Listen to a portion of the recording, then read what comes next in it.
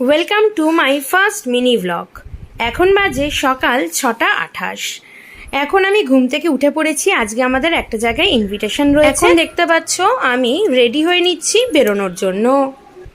সুজি, আমরা কোথায় যাচ্ছি? কোথায় যাচ্ছি?